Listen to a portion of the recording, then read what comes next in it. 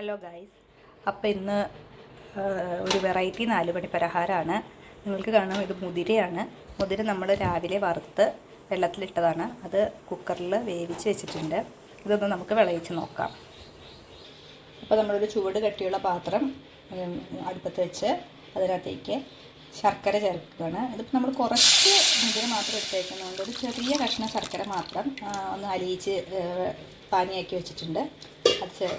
ഇനി അതിൻ്റെ വെള്ളം ഒന്ന് തിളച്ച് കുറുകുന്നവരെ നമുക്ക് വെയിറ്റ് ചെയ്യാം.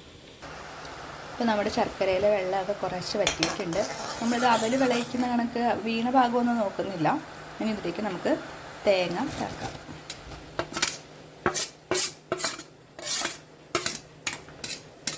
ഇപ്പോൾ ഇതേ തേങ്ങ ഇട്ടിട്ട് അത് ശർക്കരയിലെ വെള്ളം എല്ലാം നല്ലപോലെ വലിഞ്ഞ് വന്നിട്ടുണ്ട്. ഈ സമയം 2 തരി ഏലക്കയും കൂടി നമ്മൾ ഇട്ട് കൊടുക്കുകയാണ്.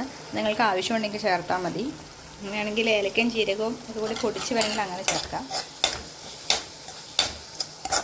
ഇനി അതിലേക്ക് നമ്മൾ വേവിച്ച് വെച്ചിരിക്കുന്ന മുതിര ചേർത്ത് കൊടുക്കാം.